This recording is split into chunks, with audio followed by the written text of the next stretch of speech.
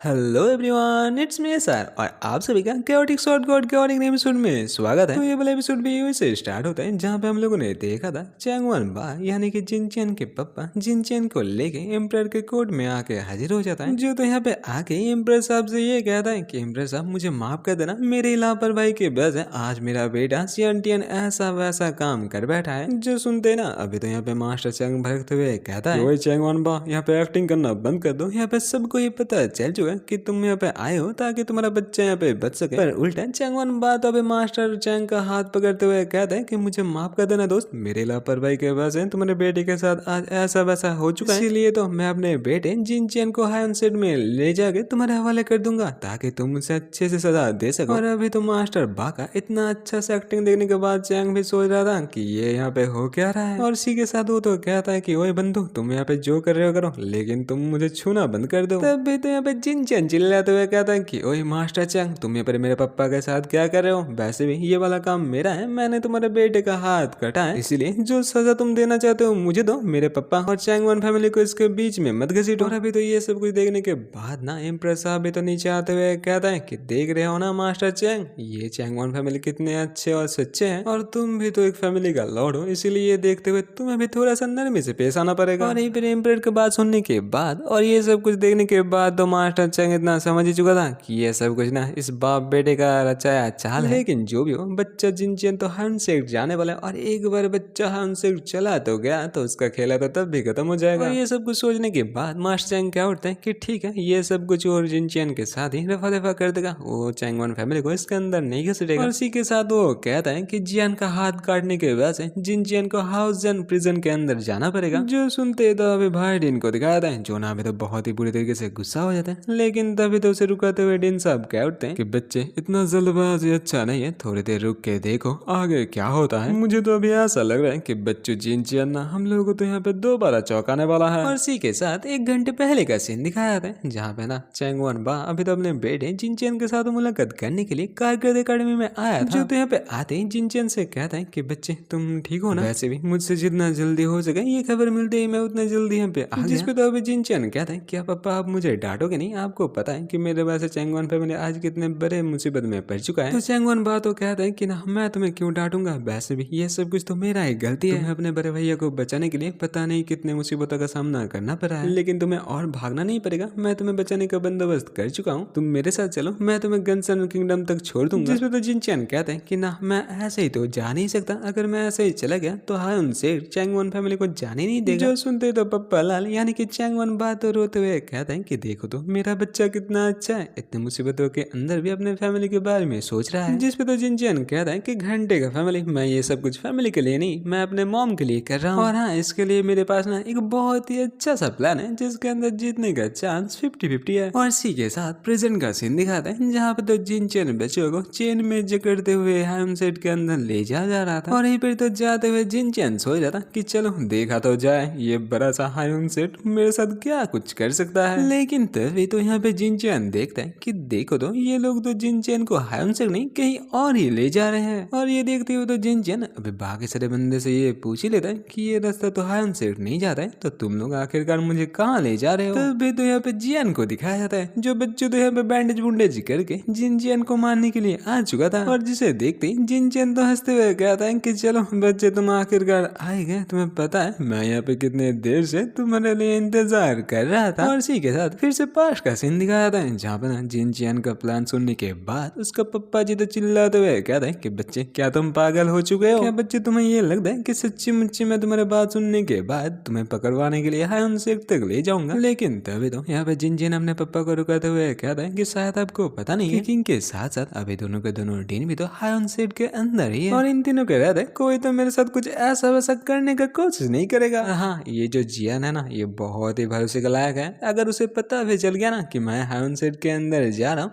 तो बच्चे तो मुझे मारने के लिए जरूर आएगा, और वो बच्चा अगर वहाँ पे एक बार आ भी गया ना तो ये मेरे लिए तो बहुत ही आसान हो जाएगा। जो सुनते ही तभी पप्पा लाल क्या उठते कि ना ना ऐसा नहीं हो सकता, तुम्हें पता नहीं है लेकिन हायुन शेख ना सच्ची में बहुत ही खतरनाक है। तो जिनचैन तो अभी क्या उठते हैं कि अगर मैं अपने फैमिली को बचाना चाहता हूँ तो मुझे वहाँ पे जाना पड़ेगा, और इसी के साथ साथ वो अपना जो सेंड हो रहा है उसी का यूज करते हुए वो तो अपने हाथों से ही यहाँ पे 2-3 जोरदार स्लैश लगाते हैं, जिसके चक्कर में ना आसपास के पेड़ पौधे तो कट के नीचे गिर जाते हैं। और अभी तो जिनचैन का ये वाला पावर देखने के बाद उसका पप्पा लाल इतना समझ चुका था कि उसका बेटा ना अभी तो एक साइड मास्टर बन चुका है, और ये दिखाने के बाद अभी तो जिनचैन कहते हैं कि पप्पा जी मेरा पावर अभी इतना बढ़ चुका है कि मेरा सामना अगर किसी बूढ़े मास्टर से ना हुआ तो हायुन सेट के अंदर ऐसा कोई नहीं है जो मुझे रुका सके। और अभी तो ये सब कुछ देखने और सुनने के बाद पप्पा लाल तो अपने मन में सोच रहा था कि देखो तो मेरा बच्चा कितने जल्दी बड़ा हो चुका है। और इसी के साथ पप्पा लाल अपने छाती ठोकते हुए कहता है कि चलो बच्चे तुम्हारे इस प्लान को कामयाब किया जाए। और इसी के साथ सीन प्रेजेंट में आता है जहाँ पे तो जियान अपने बाघ से बंदों से कहता है कि जाओ जल्दी से इस बच्चे को मार दो। जो सुनते तो वे बाघ से बंदे जिनचैन को मारने के लिए आगे बढ़ जाता है। जो देखते हो तो जिनचैन अभी अपने ऑरा को रिलीज करते हुए कहता है कि मास्टर चैंग आज यहाँ पे ना मैं तो नहीं मरूंगा,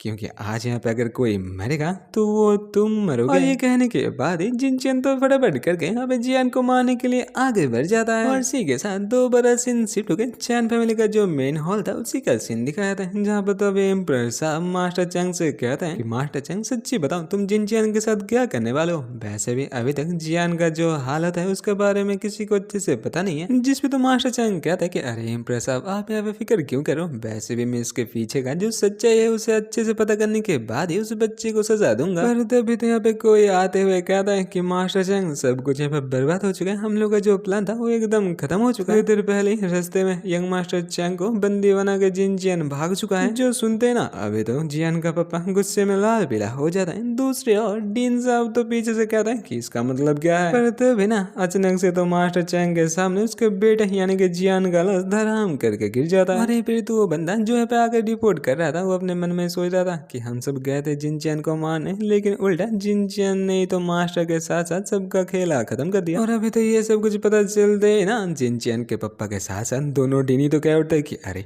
आप ऐसे कैसे कर सकते हो, अपने बेटे को मेरे बेटे को मारने के लिए कैसे भेज सकते हो। और अभी तो एम्परर भी कह उठते हैं तो मास्टर चैंग क्या यही है आपका सच्चाई, आप ऐसे ही उस बच्चे को अच्छे से सजा देने वाले थे। जिस पे तो बेचारा चैंग सोच रहा था कि अभी वो करे तो करे क्या, वैसे भी वो ना अभी तो बहुत ही बुरी तरीके से फंस चुका है। और यहीं पर तो दोनों डीन को दिखा दे जो ना बहुत ही मजे के साथ मास्टर चैंग को कूट रहे थे। तभी ना ये सब कुछ देखते हुए तो अभी चैंगवन बा एम्परर के सामने जाते हुए कहते हैं कि मेरा बेटा फिर से भाग चुका है, इसलिए मैं दोबारा उसे पकड़ने के लिए जा रहा हूँ, तो हो सके तो चैंगवन फैमिली को इसके लिए सजा मत देना। जो सुनने के बाद ही तो एम्परर साहब कहते हैं कि देखो तो ये चैंगवन फैमिली कितना अच्छा है और सच्चा है, और इसीलिए सब अच्छे से कान खोल के सुन लो कि चैंगवन फैमिली किसी तरीके से दोषी नहीं है, तो चैंग फैमिली और हायुन सेट किसी तरीके से भी चैंग फैमिली के ऊपर आज नहीं पहुंचा सकते। और ये फिर तो जाते हुए एम्परर साहब ये भी कहा जाता है कि आज और अभी से जिनचैन यानी कि सियांडियन एक वांटेड पर्सन बन चुका है। और इसी के साथ 5 दिन बाद गेसुन किंगडम के बॉर्डर के पास बायोन जो सिटी था उसी का सीन दिखाया जाता है, जहाँ पे तो कैरेवन दिखाया जाता है जो अभी गार्सुन किंगडम की तरफ जा रहा था। तभी तो यहाँ पे कोई आते हुए कहता है कि उसे मर्सनरी यूनियन से इस जो कैरेवन है उसे बचाने के लिए भेजा है। और जिसका कागज अच्छे से देखने के बाद जो कैरेवन का मेन ओनर था वो कहता है कि बच्चे तुम देखने में कुछ ज्यादा ही जबान नहीं हो, लेकिन छोड़ो उसे जाने दो, अभी बताओ तो बच्चे तुम्हारा नाम क्या है। जिस पे तो वो बच्चा कहता है कि मेरा नाम जिनचैन है। और यहीं पर तो हम लोग को पता चलता है कि ये तो और कोई नहीं इस कहानी का हीरो सियांडियन है, जो पहली बार इस दुनिया पे आने के बाद अपने पिछले जिंदगी का नाम यूज कर रहा है, और जो तो इस दुनिया पे आने के बाद कैदी बन के घर के अंदर या फिर एकेडमी के अंदर ही बंद था, पर अभी अपने हीरो का जो रियल एडवेंचर है वो स्टार्ट होने वाला है। तो आप लोग देखते रहो कि आगे आगे क्या कुछ ना होता है।